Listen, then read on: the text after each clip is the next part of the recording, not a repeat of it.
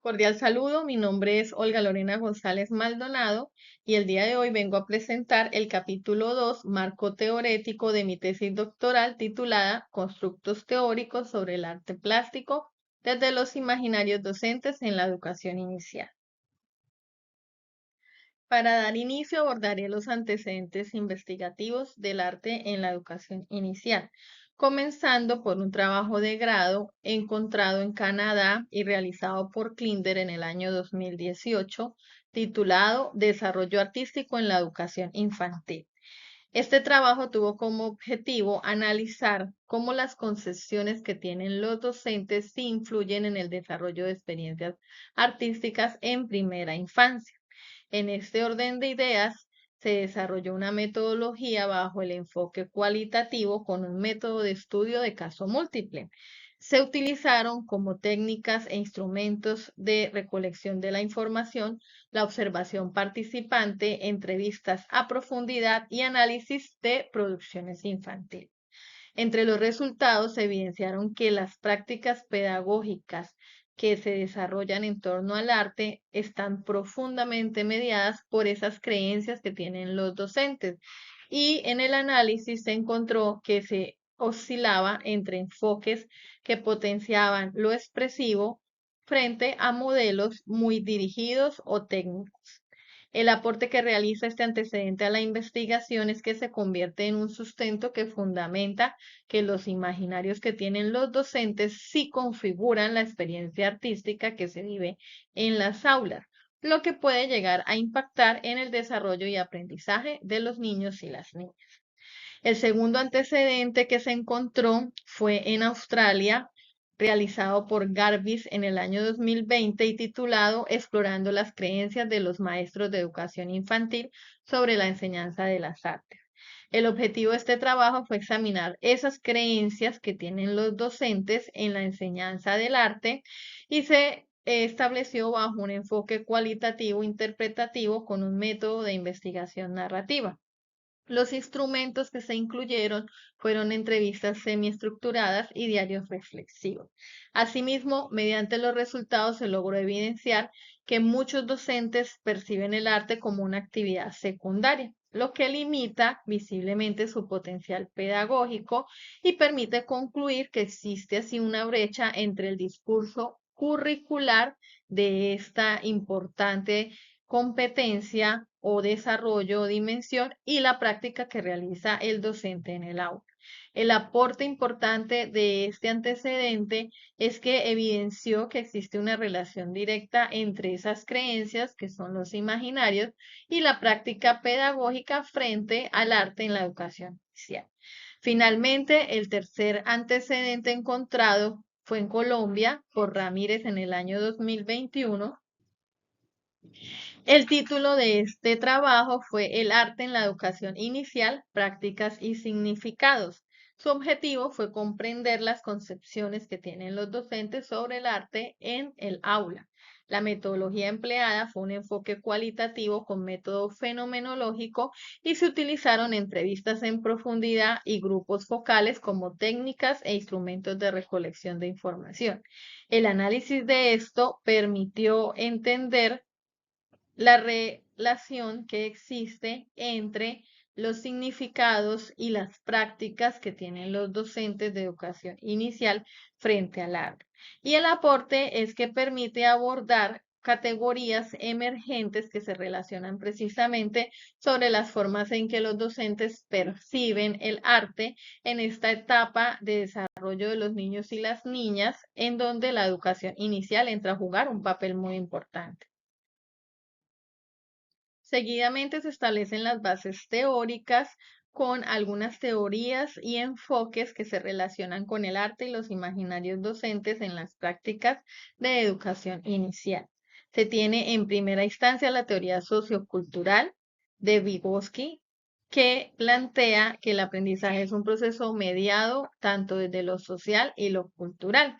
que el docente cumple un papel fundamental como mediador del aprendizaje y que las experiencias las debe orientar de forma significativa hacia la zona de desarrollo próximo. En este sentido, el arte se configura como un sistema simbólico que permite la construcción de significados y el desarrollo de pensamiento. Tenemos también la teoría del aprendizaje significativo de David Ausubel, el cual nos establece que el aprendizaje se produce cuando la nueva información se relaciona de manera sustancial con los conocimientos previos que trae el sujeto. Y esto hace que haya una construcción activa del conocimiento. En este sentido, es claro que el aprendizaje en la primera infancia se construye a partir de esas experiencias significativas que están mediadas, en el caso de esta etapa, por actividades que rigen ese proceso de desarrollo y aprendizaje, como son la literatura, el arte, el juego y la exploración del medio. Consecuentemente, el arte plástico, desde la práctica y el desarrollo de los procesos dentro de las aulas por parte de los docentes, debe promover experiencias que conecten con las vivencias de los niños y sus aprendizajes previos para la construcción de nuevo conocimiento. Tenemos también el enfoque pedagógico de Reggio Emilia, que establece el arte como un lenguaje y fue desarrollado por Malaguzzi, quien sostiene que el niño es un sujeto activo, competente y constructor de conocimiento. En este sentido, el arte es reconocido como uno de esos 100 lenguajes de los que nos habla Malaguzzi, mediante los cuales los niños logran expresarse, comunicarse y construir significados de acuerdo a todo aquello que experimentan o interactúan con su entorno. Tenemos también la teoría del desarrollo de la expresión creativa de Lowell y Brittain, que expresan que la relación que tiene el arte en esta etapa infantil atraviesa diferentes etapas evolutivas que reflejan desarrollos tanto en lo cognitivo, en lo emocional y en lo perceptivo. De esta manera, ellos plantean que el arte es una forma natural de expresión infantil a través de las cuales los niños organizan muchas de sus acciones e interacciones, como sus experiencias, sus emociones y sobre todo la percepción que tienen del mundo. Finalmente, tenemos la educación artística como forma de conocimiento de Eisner, quien establece que frente al arte, este es concebido como una forma de conocimiento que contribuye al desarrollo de unas habilidades cognitivas que son la percepción, la interpretación y el juicio crítico. Sin embargo, considera que solo a través del arte pueden ser potenciadas y que a las otras áreas les cuesta un poco más el desarrollo de este tipo de pensamiento. Él también considera que se subvalora en el currículo todo lo que tiene que ver con arte porque las actividades se vuelven mecánicas y sin una intención formativa. Ya para finalizar, tenemos las bases legales.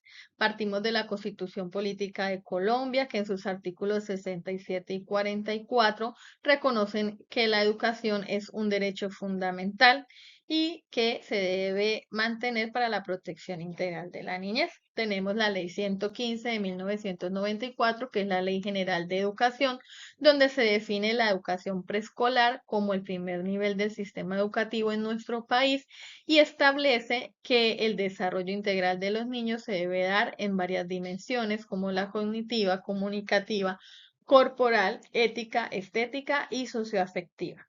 Por otra parte, tenemos la Ley 1804 de 2016, que es la política de Estado para el desarrollo integral de la primera infancia, denominada de cero a siempre, y en esta política se establece que la educación inicial es un proceso intencional, permanente y estructurado que nos recuerda que debe enfocarse en el desarrollo integral de los niños y las niñas. Tenemos el decreto 1411 del año 2022 que reglamenta la educación inicial en Colombia, establece actualmente unas orientaciones pedagógicas, curriculares y de calidad que van en coherencia con el enfoque de derechos de los niños y las niñas para este nivel educativo. Asimismo, tenemos el documento número 21, que hace parte de lineamientos del Ministerio para la Educación Inicial en Colombia, que es orientado específicamente al arte y cómo se concibe desde la educación inicial, cómo a través del arte se potencian procesos comunicativos de las ideas, pensamientos y emociones que tienen los niños y las niñas en esta etapa de la primera infancia. Y finalmente tenemos todas estas bases curriculares para la educación inicial, que está establecido en dos lineamientos. Uno, como tal, la estructura de las bases curriculares, que es el año 2017, y otra, la ampliación y armonización curricular, que es reciente del año pasado. En estos dos documentos se establecen el qué se potencia, el para qué se potencia, el cómo se potencia, precisamente cuatro propósitos del desarrollo y el aprendizaje de los niños y las niñas que la educación inicial está llamada a potenciar y a promover en esta etapa de la primera infancia.